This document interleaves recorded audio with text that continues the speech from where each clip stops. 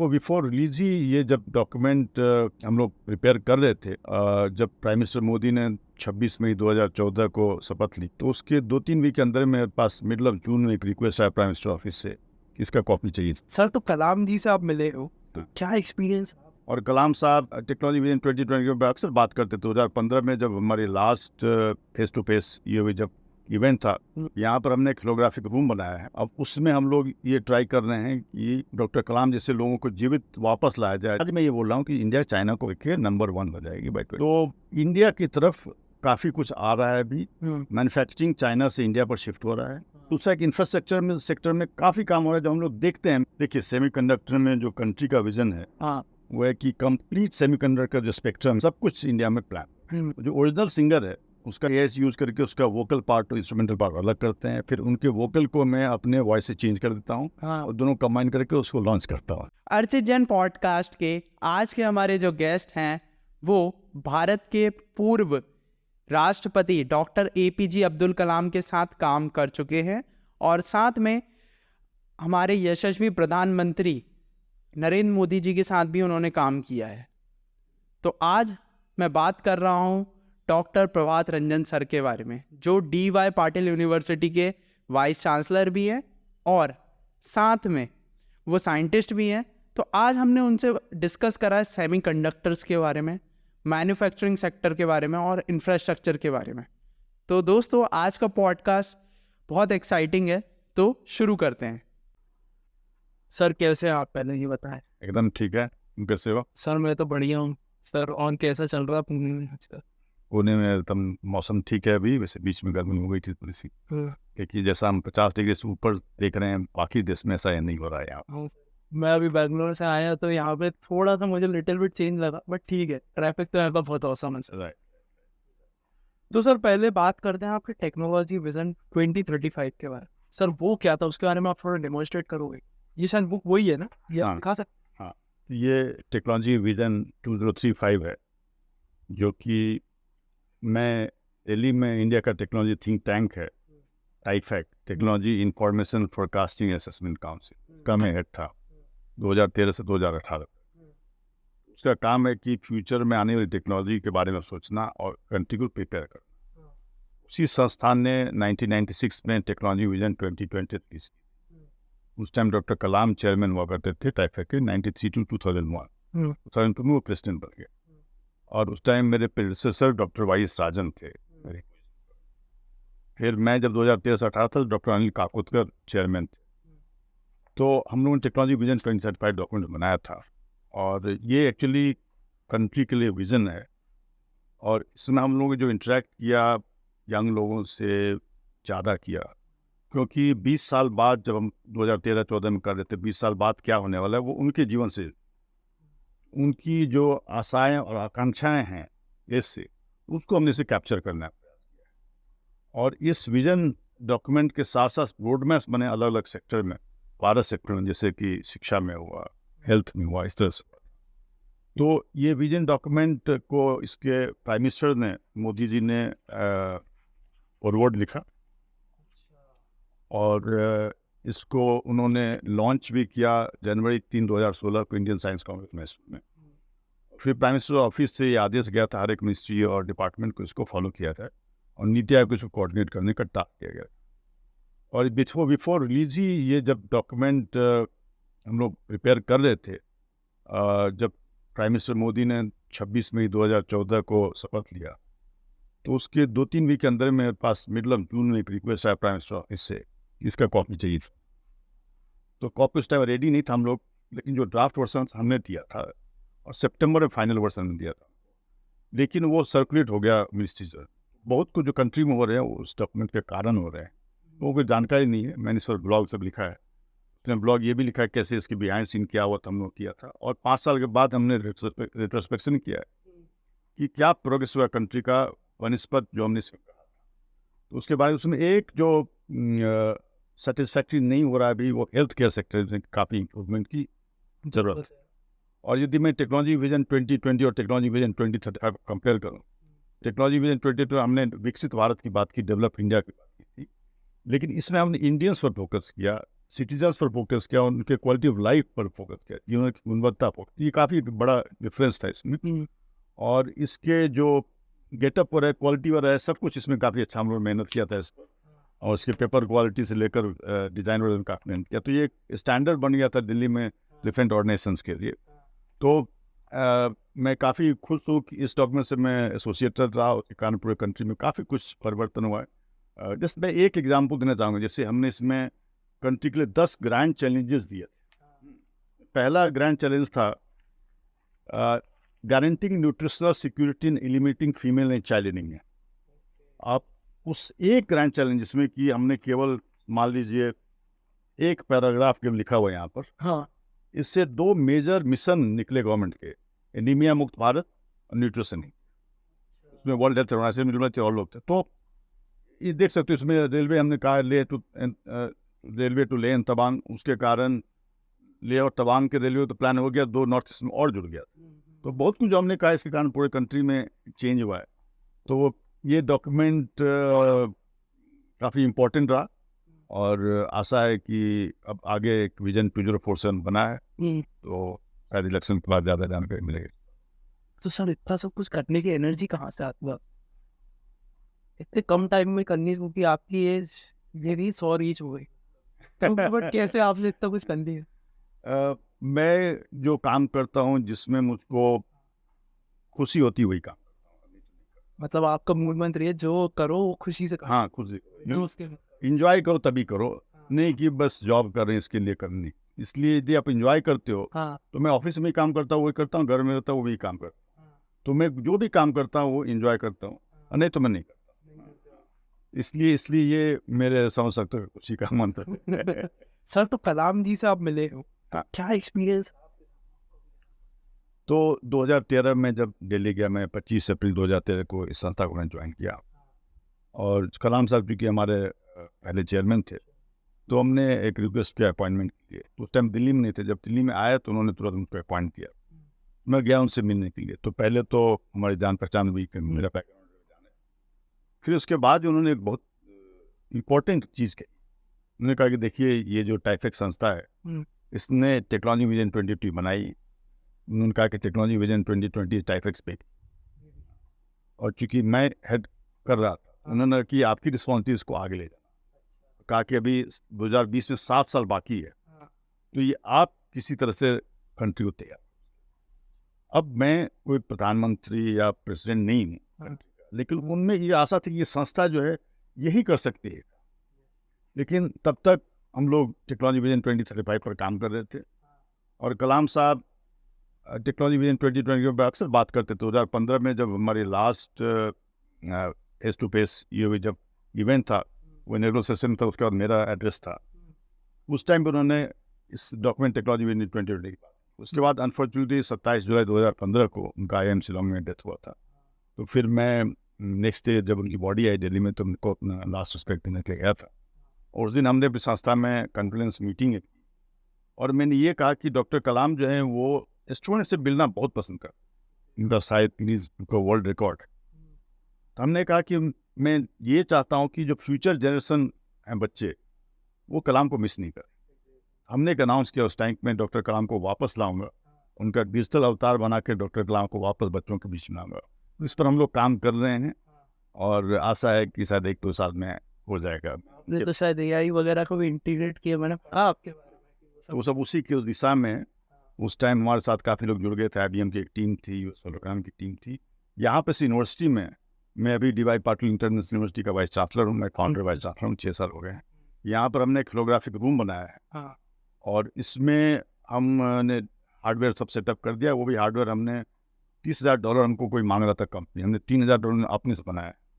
अब उसमें हम लोग ये ट्राई कर रहे हैं कि डॉक्टर कलाम जैसे लोगों को जीवित वापस लाया जाए, जो हम लोग के बीच में फिर से आ सके, उसका प्रयास कर रहे हैं। ये सब इसी यूनिवर्सिटी। तो सर आप कितने घंटे सोते हैं? मैं एक्चुअली 2 फेज में सोता हूँ। एक बार मान लीजिए 10 बजे सोए, 11 बजे सोए, तो 4-5 घंटे।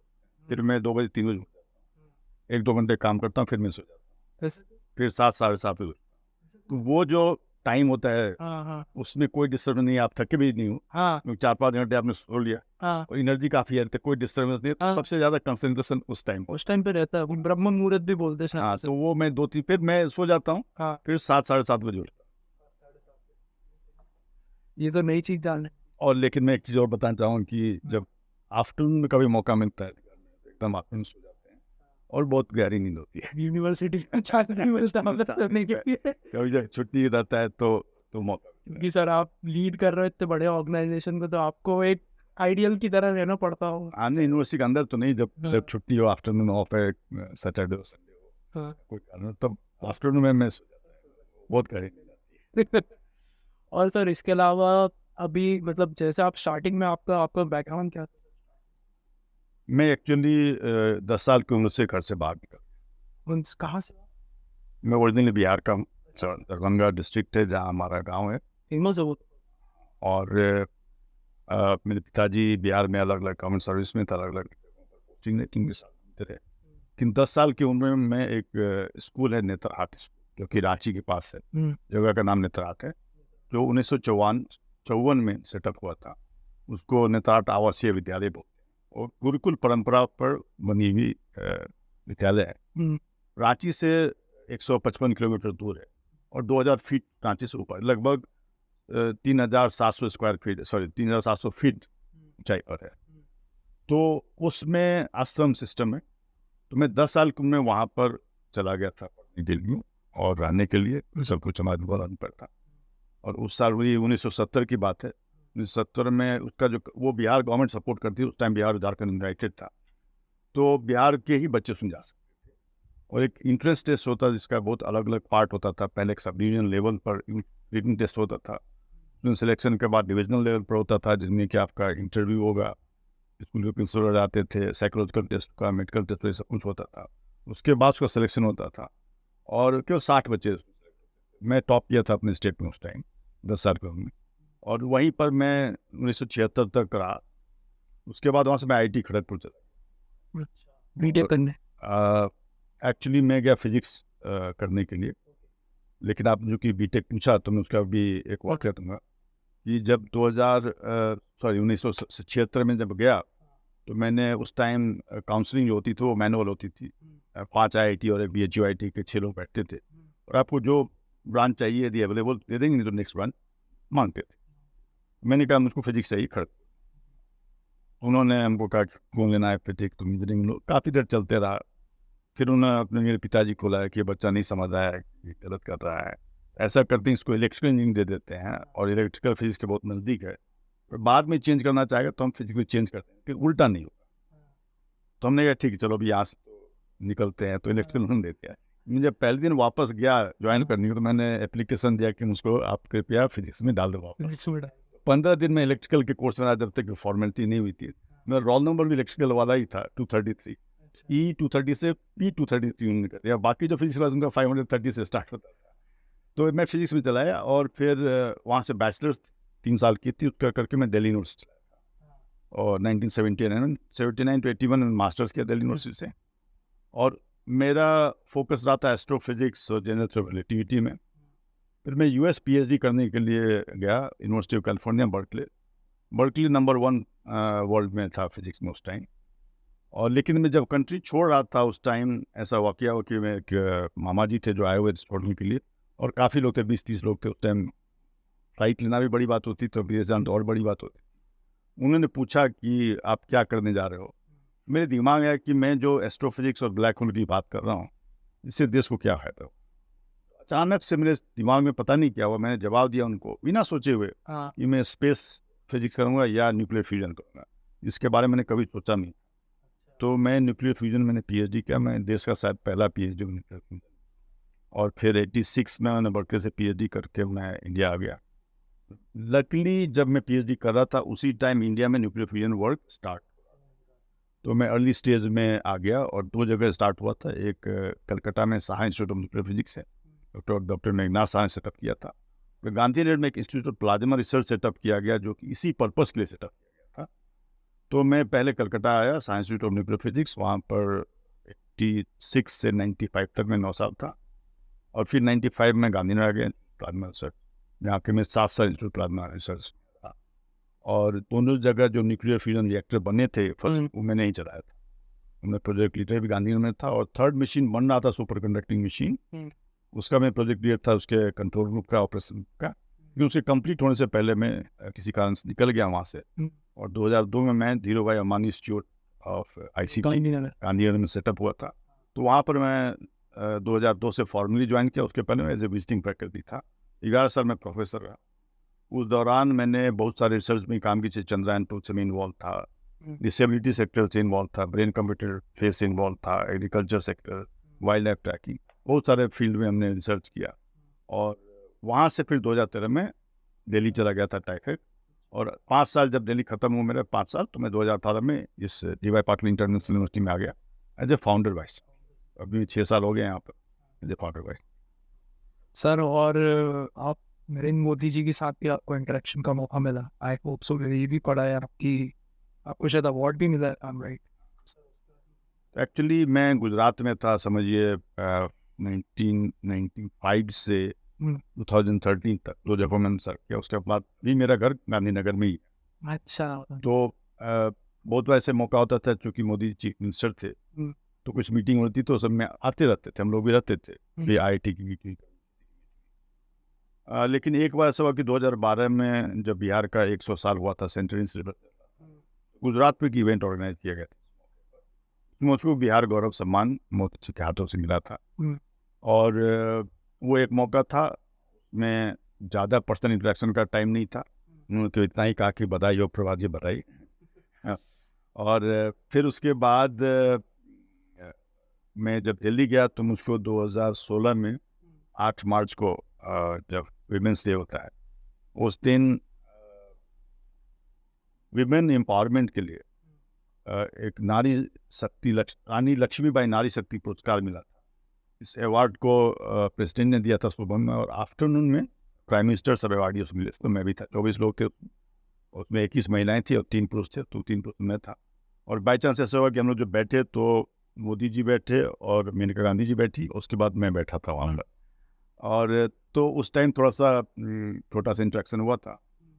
उसके अलावा चूँकि मैं इस विजन डॉक्टर में काम करता था, तो प्राइम मिनिस्टर ऑफिस से अक्सर इंट्रैक्शन, और जैसे एक बार डिजिटल इंडिया का कैंपेन जब स्टार्ट होना, तो जो मीडिया ने क्वेश्चन पूछे थे 14 क्वेश्चन, वो मेरे पास ही प्राइम मिनिस्टर ऑफिस से आया कि इसका जवाब बना दो। मैंने बनाया, तो प्राइम मिनिस्टर के पास वो पुट अप किया गया था। तो इंट्रैक्शन डायरेक्टली इनडायरेक्टली काफ़ी रहा। आपने एक बात शायद मेंशन की पिछली बार जब अपना इंटरेक्शन हुआ था, कि वो लोगों को फर्स्ट टाइम में एक पहचान लेते थे, और डायरेक्टली इनडायरेक्टली वो उस चीज़ को, आपकी वो क्वालिटी को लेकर उसको एक्सपोज करने में बहुत माहिर है, या फिर उनकी काबिलियत है। अब जैसे मैं एक वाक़या दूंगा, जैसे मुझको जब गुजरात में अवार्ड मिला उनके हाथों से, तो वहाँ पर काफ़ी लोग थे, और उन्होंने जब अपना भाषण दिया, उसमें एक ऐसी बात कही जो कि सुनाने लायक। उन्होंने कहा कि वो एक बार नागपुर में RSS का कैंप था, 1 महीने का, वहाँ गए हुए थे, यंग थे उस टाइम, और शाम में एक सज्जन के यहाँ जाकर, जहाँ पे वो रहते थे सज्जन, उनके सामने लोग बैठते थे, बैठक होती थी, तो मोदी भी जाकर वहाँ बैठ जाते थे। 1 दिन गए, 2 दिन गए, 3 दिन गए, फिर उन्होंने पूछा कि आप डेली आते हो यहाँ पर, कुछ बोलते नहीं। तो बोले कि आप आते क्यों? बोले कि आपकी जो भाषा है, जिस भाषा में बोलते हैं, बड़ी मीठी भाषा है, इसलिए मैं सुनने आता। और वो भाषा है मैथिली, और वहाँ जो क्राउड बैठा हुआ था वो मैथिली स्पीकिंग क्राउड था। वो समझते थे कि उनको ये चीज़ बहुत पसंद आएगी, तो ये वो सेंस कर दिया कि उन्होंने, कि यहाँ पर जो क्राउड है उनको क्या चीज़ छुएगी, वो समझ गए। दूसरा, मैं इंटरेस्टिंग, जब मुझको नारी शक्ति पुरस्कार मिला था, तो हम लोग पार्लियामेंट में कैबिनेट मीटिंग के रूम में, बहुत बड़ी रूम नहीं थी, बहुत छोटी सी रूम थी, उसमें बैठे हुए थे, और मोदी जी बैठे थे, मेनका गांधी बैठी थी, मैं बैठा हुआ था। तो मोदी जी ने 1-2 मिनट कुछ बोला और कहा हम लोगों को कि आप लोग 1-1 मिनट में बताओ किस लिए अवार्ड, किस। मेनका जी मेरे बगल में बैठी थी, उन्होंने मेरे को देखा और कहा कि आप स्टार्ट कर दो। मैं थोड़ा घबराया, लेकिन फिर खड़ा होकर मैंने बोला। मोदी ने सबको सुना, कुछ नोट नहीं किया, उसको इस तरह से समराइज किया उन्होंने, वो बहुत काबिल तारीफ थी, क्योंकि बिना नोट किए हुए इतना कंसंट्रेशन से। और ऐसा मुझको गुजरात में मौका मिला था, बहुत सारे डिस्टर्बेंस होते, लेकिन उनसे मीटिंग वगैरह होती तो उनको एकदम काम रहते थे, उनको कोई ये नहीं कि दुनिया में क्या कर रहे हैं, जो काम उस पर फोकस कर, ये सब मैंने ऑब्जर्व किया। इसमें एक पॉइंट ऐड करूंगा, इसके आपके पॉडकास्ट में पहले एक सारिका जैन जो बीजेपी में मिनिस्टर है, बीजेपी दिल्ली से, तो उन्होंने भी ये पॉइंट बताया था कि जो लोगों को पसंद है मोदी जी वो चीज बहुत अच्छे से कनेक्ट कर पाते हैं लोगों से। तो दिस, और सर आप इतना बिजी रहते हो, न्यूक्लियर फिजन पे आपने काम किया है और प्लस अभी भी आपके पे बहुत बड़े रिस्पॉन्सिबिलिटी, तो आपका परिवार, आपकी वाइफ कंप्लेंट नहीं होती कि मुझे टाइम नहीं मिलता है, घर पे टाइम नहीं देते हो, ये सब चीजें? देखिए, वाइफ को खुश रहना तो किसी के लिए इम्पॉसिबल है। सर मुझे नहीं पता क्योंकि हमें तो आप बताइए। ये सब बोलते हैं ना कि शादी के लड्डू जो खाए वो भी पछता है, जो खाए वो भी पछता है। हाँ लेकिन मेरा परिवार अभी व्हाट्सएप परिवार है। हाँ मेरी बेटी सैनोजिया में रहती है, हाँ कैलिफोर्निया में, बेटी दामाद और मेरा ग्रैंडसन। तो मेरा ग्रैंडसन से काफ़ी अच्छा रिश्ता है, और कुछ हद तक उसको नाना जी बोलता है। उसको मैथ्स हो, मैं जब जाता हूँ वहाँ तो वो स्कूल से उसको लाने जाते हैं, 10 मिनट लगता है पैदल, और रास्ते में मैथ्स करते हैं। ओके उसको मैंने 3D प्रिंटर दिया हुआ है 5 साल की उम्र से, अब 6 साल का हो गया, अपनी 7 साल होने वाला है। तो 3D प्रिंटर यूज़ करता है 5 साल की उम्र से। उसका बर्थडे केक मैं ही बनाता हूँ हर एक साल। अच्छा तो हमारा परिवार के साथ रिश्ता नाता है, ऐसा कि नहीं है। हाँ तो लेकिन मैं अपना जीवन जीता हूँ, और जो मुझको करना है मैं करता हूँ। तो मतलब घर वाले आपसे खुश, इतने बिजी रहने के बाद ये कहना मुश्किल है, जैसे मैंने कहा कि शादी का लड्डू जो खाए वो भी पछता है, जो ना खाए वो भी पछता है। Right. सर अगर बात करें तो आपने शायद एक चीज़ मेंशन करी थी कि 3 पार्ट्स जो हैं, सेमीकंडक्टर, मैन्युफैक्चर और इंफ्रास्ट्रक्चर, इस पे बहुत अभी आप लोग भी यूनिवर्सिटीज़ पे भी बहुत फोकस कर रहे हैं और अपने इंडिया लेवल मतलब भारत के लेवल पे भी इस चीज़ पे फोकस हो रहा है। तो सर एक्चुअली मैं अक्टूबर में गया था London, international atomic energy agency की मीटिंग थी, न्यूक्लियर अक्टूबर 2023 20 यस, और मुझको वहाँ पर एक पैनल में डिस्कशन में बुलाया था, जिसमें मुझको ग्लोबल साउथ को रिप्रेजेंट करने के लिए कहा। तो उस टाइम 5 मिनट का ही टाइम था केवल। मैंने 5 मिनट जो बोला यूट्यूब पर है वो, मैंने ये कहा था कि जो ग्लोबल साउथ का कंसेप्ट है, it is not a geographical line, it is economic line, जो कि शिफ्ट होते रहता है, डाउन होता रहता है, इकोनॉमी चेंज करती है। अभी जो हम देख रहे हैं 1000 साल पहले अलग थी। हाँ हमने सिर्फ इंडिया के हिस्ट्री के बारे में बताया, और फिर यह कहा कि अभी इंडिया जो है ये 5th लार्जेस्ट इकोनॉमी है GDP wise, 3rd largest economy purchase power पे पॉइंट ऑफ व्यू, और मैंने ये कहा कि 2027 तक 3rd लार्जेस्ट जीडीपी वाइज हो जाएगी लगभग, और by 2047 2050 India will become 2nd largest crossing US. फिर मैंने ये कहा कि अब मैं इसको मॉडिफाई करूँ, यही चीज़ मैं देता था पहले, लेकिन आज मैं ये बोल रहा हूँ कि इंडिया चाइना को क्रॉस करके नंबर 1 हो जाएगी बाय 2050 या 2047। और क्योंकि चाइना का लास्ट 2 साल में अचानक से काफ़ी ड्रॉप हुआ है। मैं एफडीआई की बात करूँ चाइना में तो $350 बिलियन था उनका एफडीआई 2021 में, ड्रॉप करके $40 बिलियन हो गया, कि जो कि 93 में था, उस लेवल पर 30 साल में पहले था, वो लेवल में 23। और भी चीज़ें हुई हैं। तो इंडिया की तरफ काफ़ी कुछ आ रहा है अभी। मैन्युफैक्चरिंग चाइना से इंडिया पर शिफ्ट हो रहा है, चाइना से मैन्युफैक्चरिंग शिफ्ट हो रहा है, उसमें इंडिया मैक्सिमम आएगा, कुछ वियतनाम और कुछ मैक्सिको। अब मैं ग्लोबल इन्वेस्टमेंट बैंकर का एडवाइज़र भी हूँ, वो लोग आए हुए थे यहाँ पर, उन्होंने यही टॉक दिया था, अमेरिका से आए थे, अमेरिका इज कमिंग। तो ये मैंने काफ़ी लोगों से बात हुई है, जैसे लैरी पेज जो फाउंडर है, उनके बड़े भाई कार्ल पेज से मेरी 1.5 घंटे बात हुई थी, उन्होंने भी यही बात, और मेरी बात ऐसी थी कि उनको न्यूक्लियर एनर्जी में इंटरेस्ट है, इसलिए मेरी बात। तो ये हो रहा है, मैं चाइना गया भी था अभी, तो ग्राउंड लेवल पर यही चेंज हो रहा है। तो मैन्युफैक्चरिंग सेक्टर काफ़ी बढ़ते हैं। दूसरा एक इंफ्रास्ट्रक्चर सेक्टर में काफ़ी काम हो रहा है, जो हम लोग देखते हैं। मैं अटल सेतु अभी क्रॉस करते रहा, 2-3 बार गया हूँ मुंबई। हाँ नरमन पॉइंट से मुझको अपने यूनिवर्सिटी कैंपस अकोडी पुणे में आने में 2 घंटे लगे।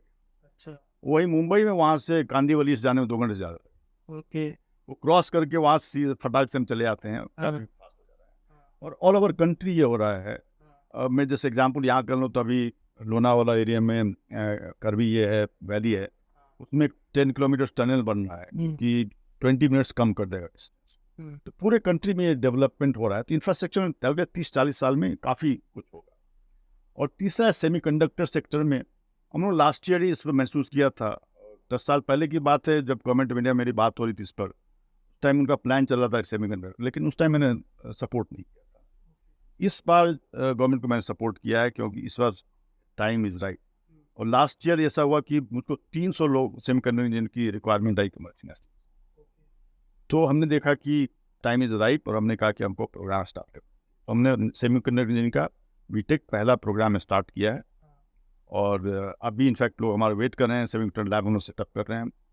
और ऐसा हुआ कि लास्ट 6 महीने में इतने सारे अनाउंसमेंट्स हुए हैं कि लगभग 20-30 बिलियन डॉलर का इन्वेस्टमेंट ऑलरेडी उसमें कमिट हो गया। उसमें 10 बिलियन डॉलर गवर्नमेंट भी कंट्रीब्यूट कर।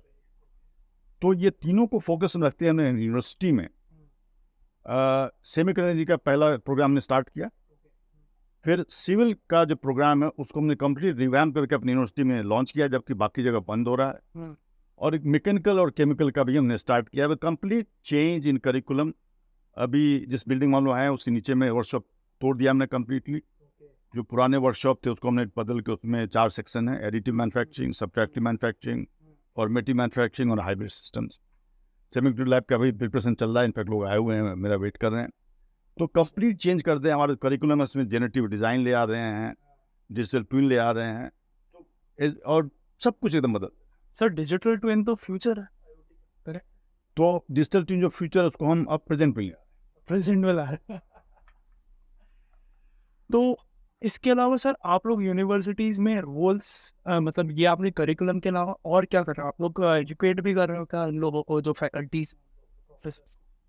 देख, ये यूनिवर्सिटी जब 2018 में स्टार्ट हुआ, और मैं जब आया as a founder vice chancellor, merge challenge भी थे। स्टार्ट करना किसी चीज़ को बहुत डिफिकल्ट है, अपॉर्चुनिटी भी थी। आप स्टार्ट करते हो, आप शेप कर सकते हो उसको।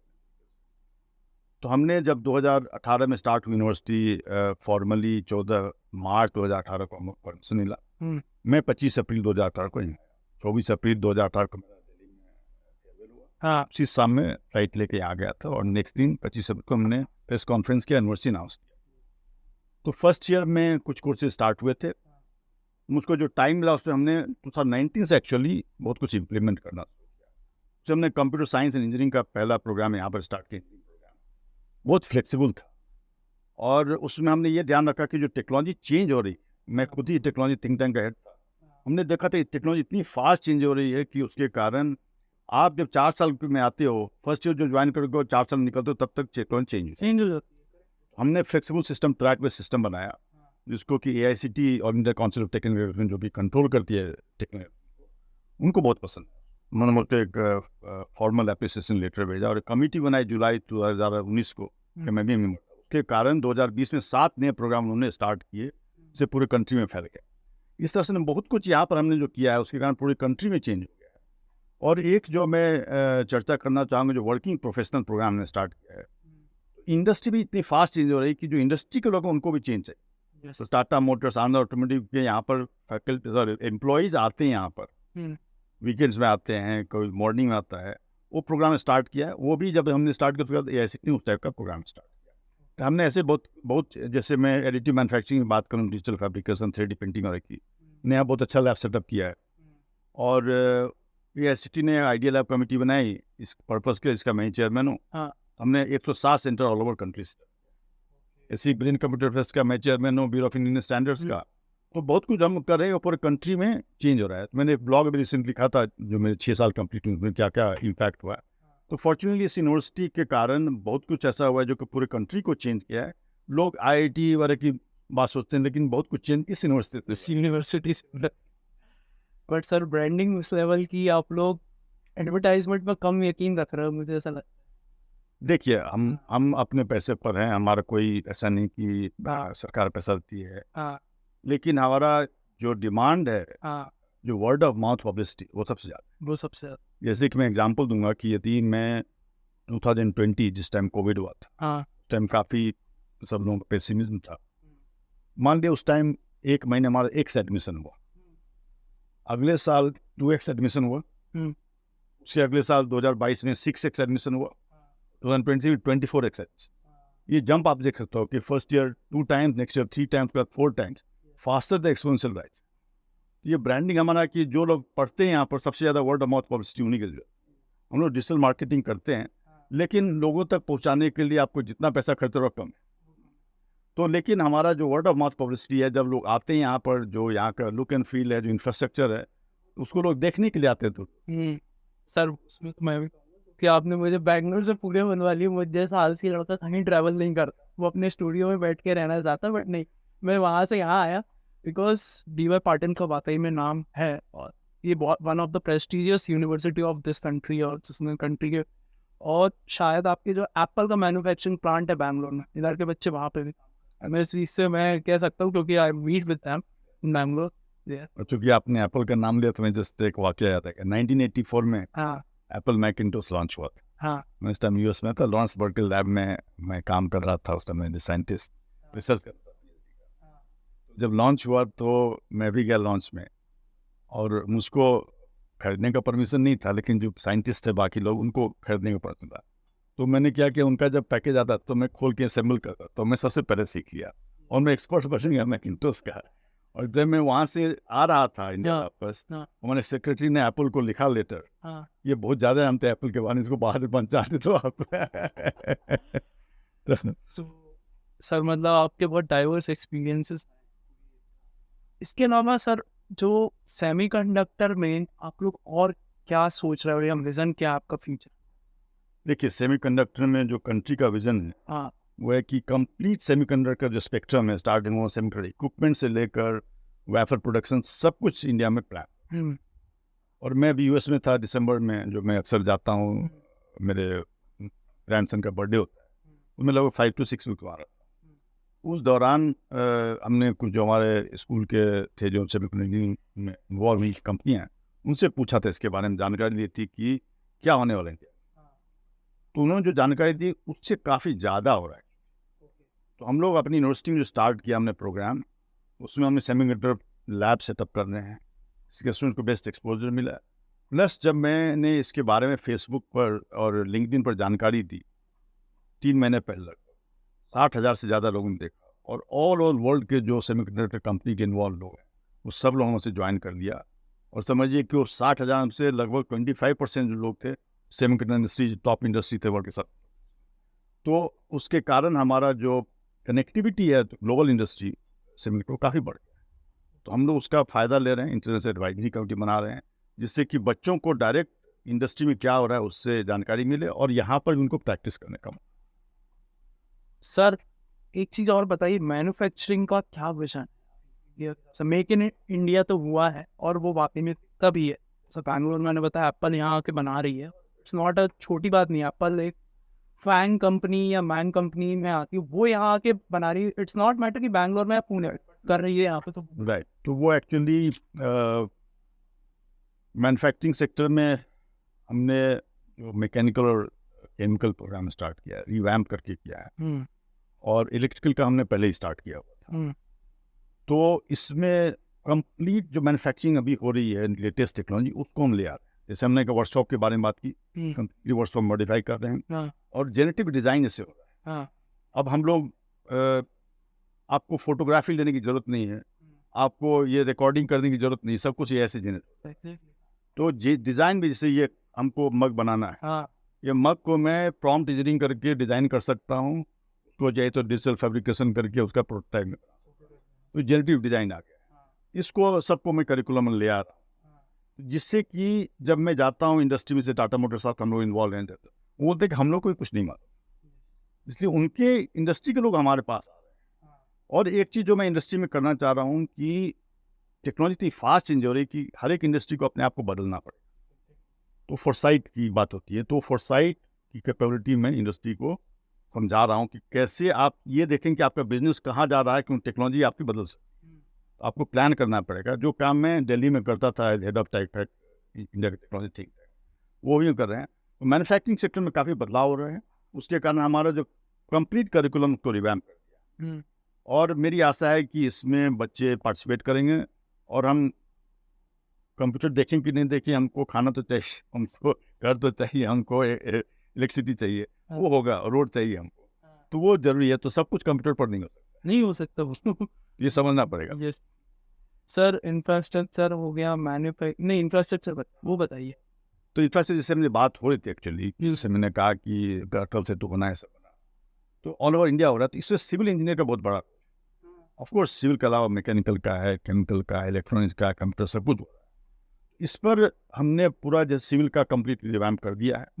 भी कल इस पर डिस्कशन भी होता है ऑनलाइन, तो उसमें भी जैसे हमारा अल्ट्राटेक के साथ सेंटर ऑफ एक्सीलेंस बना है, तो ये सब में जितने भी कोर ब्रांचेज है, सब में हमने कंसिडरिंग कि इंडिया का ग्रोथ इन इंफ्रास्ट्रक्चर, मैन्युफैक्चरिंग और सेमीकंडक्टर, कंप्लीट प्रोग्राम चेंज करके अलाइन करके हमने लॉन्च किया इस बार। सर इसमें एक पॉइंट है कि आजकल के बच्चे तो ना कहते हैं भाई मुझे सीएस से, सीएस के लिए आप इस चीज़ को और अच्छे से बताते हो कि वो सीएस में ही जाना चाहते हैं और उन्हें बाकी ना मैकेनिकल जाना है ना सिविल जाना है, बल्कि सीएस का स्टेबिलिटी नहीं है। Because I live in Bangalore, तो मैंने देखा लोगों की जॉब्स कैसे जाती हैं। गूगल में जो बंदा बैठा है वो भी ये कह रहा है कि आई एम डूइंग इनफ और नॉट। मैं हर दिन अपने मैनेजर से पूछ के करता, स्टेबिलिटी खत्म हो गई सर। तो ये इम्पैक्ट आया नहीं है। ये आपने एकदम सही बात कही, क्योंकि मैं अभी जब दिसंबर में था यूएस में, अचानक लगभग 70,000 जॉब लॉस हुए, गूगल 12,000 ऐसे ही। एक स्टूडेंट थी, सिंगापुर ज्वाइन किया ट्विटर में, और शायद 1 महीने का उसका जॉब लॉस, वेरी गुड। तो आईटी फील्ड में जो होता है अप्स डाउन, जैसे ज़्यादा हम जब लास्ट 25-30 साल से मॉनिटर कर रहे हैं, तो Y2K इशू आया था 95-96 में, ईयर 2000 का इशू था वो इसी डॉट कॉम बबल। हाँ, उसका .com बस्ट हुआ, डॉट कॉम बस्ट 2008 में, 2008 में हुआ। जैसे अभी जैसे हुआ है, ये अप डाउन होते रहते हैं। लेकिन खाना तो आपको खाना है, रोड तो आपको चाहिए, आपको फ्लाइट चाहिए, तो मैन्युफैक्चरिंग तो स्टेप। लेकिन बच्चों के दिमाग में नहीं कि उसमें भी कंप्यूटर का यूज। ऐसा नहीं कि कंप्यूटर तो एक बेसिक है, जैसे हम लोग मैथ सीखते हैं, कंप्यूटर सीखते हैं, कुछ भी करो कंप्यूटर की जरूरत है। तो आप कंप्यूटर केवल प्रोग्रामिंग से ही नहीं होता है, कंप्यूटर को यूज कर सकते हो बहुत तरीके से। तो कंप्यूटर हर एक फील्ड में, तो हमारे हर एक प्रोग्राम में कंप्यूटर, हर एक प्रोग्राम डिजाइन का बच्चा वो भी कंप्यूटर सीखता है, बायोलॉजी का बच्चा वो भी सीखता है, डिजिटल फैब्रिक सब सीखते हैं, हमारा कंप्यूटर साइंस का बच्चा बायोलॉजी सीखता है। हमने कंप्लीट इंटरडिसिप्लिनरी किया कि आप अपने को आइसोलेट नहीं कर सकते। कोई बोला कि क्या मैं कुछ नहीं करूँ, केवल प्रोग्रामिंग करते रहूँगा, आपका जीवन नहीं चलने वाला। क्योंकि सर जो कैटिया है वो डिज़ाइन में यूज़ होता है, अपने यहाँ पे यूज़ होता है। इसके अलावा सर मैं एक चीज़ और पूछूंगा आपसे कि आपकी कौन सी हैबिट्स हैं जिसने आपको बहुत सक्सेस दिलाई, अपार्ट फ्रॉम दिस कि आप हर चीज़ वो बहुत दिन से करते हो? जब मैं गुरुकुल स्टाइल स्कूल में गया, 17 आश्रम में थे, आप हम लोग सब काम अपने करते थे। जैसे बर्तन धोना अपना ही नहीं, बाय राउंड, एक दिन मैं सबका धोऊंगा, एक दिन मैं शौचालय साफ करूंगा, एक दिन मैं बरामदा साफ करूंगा, हम लोग की हैबिट। तो हाथ से काम करने की जो हमारी इच्छा थी उस टाइम, वो काफ़ी अच्छी हो गई, जो कि आजकल के बच्चों में परिवार में मना करते हैं कि ये बर्तन मत उठाओ, ये मत करो, ये तुम्हारा काम नहीं। ये सबसे बड़ी सीख है, जिसके कारण उसको कोई भी काम छोटा नहीं लगता। दूसरा, जो 10 साल मुझसे घर से बाहर, तो मैं एकदम आत्मनिर्भर, मैं किसी लोग पर डिपेंड नहीं करता हूँ, मैं अकेले सब कुछ कर सकता हूँ, क्योंकि काफ़ी लोग नहीं करते हैं। तो मैंने एक सोशल मीडिया स्कीम बनाया हुआ है, 1 in 1। मैं बोलता हूँ कि बच्चों को 1 घंटा, 1 वीक, सप्ताह में 1 घंटा कम से कम ऐसी चीज़ का जो आप गंदा सा, झाड़ू लगाना, बर्तन साफ करना, जो कोविड में लोगों ने रियलाइज किया कि आप कितने बड़े क्यों नहीं, कितना भी पैसा आपके पास हो, आपको अपने ही काम करना पड़ेगा। ये बहुत इम्पोर्टेंट है। और एक लास्ट साइन बताना चाहूँगा, साइम पित्रोदा जी को कोट करूँगा इसमें। उन्होंने कहा था कि यदि एक इंडियन को ले तो 10 अमेरिकन से ज़्यादा काम करता है, 10 इंडियन को एक साथ रखो तो 1 अमेरिकन से कम काम करता है। हमारे जो ग्रुप वर्किंग टीम स्पिरिट है, वो ये हमको बदलना पड़ेगा कि बच्चों को आपस में काम करने सिखाया जाइए, ऐसा नहीं कि उनको कम्पीट करें। तो बचपन से हम लोग सिखाते हैं नहीं, तुम्हारे पड़ोस का नेबर जो है, पड़ोसी है, उसको ज़्यादा नंबर आ रहे हैं तो कमा रहे हैं, और वो बोला कि नहीं उसको नंबर। तो हमको टीम स्पिरिट की बहुत ज़्यादा इंपॉर्टेंस देनी पड़ेगी। सर एक चीज़ और पूछूंगा, आपका एक यूट्यूब चैनल अच्छा है, उस पर आपने AI पे सॉन्ग जनरेट कर, उसके बारे में बताइए, बहुत इंटरेस्टिंग लगा। देखिए, मैं बचपन से मेरा ऐसा था कि मैं कभी गाना गा नहीं सकता, मेरा मजाक उड़ा। तो मैं ऐसे एक्सपेरिमेंट करते रहा। मैं 25 साल से AI पर काम, मेरे पहले पेपर जो निकले हैं 4 पेपर 2000 के आसपास। अब जो जेनेटिव AI है, उससे मैं एक्सपेरिमेंट कर रहा था, फिर मैं कैंसर की स्टोरी बनाता था, पेंटिंग करता था, वो सब ये नानाजी पब्लिकेशन करके यूट्यूब में डालिएगा तो आ जाए। और इसमें एक्सपेरिमेंट करते रहा था। तो अब रिसेंटली 3 महीने से हमने प्रयास किया कि क्या मैं गाना गा सकता हूँ। तो मैंने अपने वॉइस से एआई को ट्रेन किया। जो ओरिजिनल सिंगर है उसका मान लीजिए जगदीश सिंह का लेते हैं वॉइस, जिससे मेरा सुटेबल वॉइस है, उनको मैंने एआई यूज़ करके उसका वोकल पार्ट और इंस्ट्रूमेंटल पार्ट अलग करते हैं, फिर उनके वोकल को मैं अपने वॉइस से चेंज कर देता हूँ और दोनों कंबाइन करके उसको लॉन्च करता हूँ। और फिर उसका जो वीडियो बैकग्राउंड है हाँ वो मैं धीरे धीरे इंप्रूव करता हूँ। अब आजकल मैं एआई से काफ़ी कुछ जनरेट कर रहा हूँ उसमें।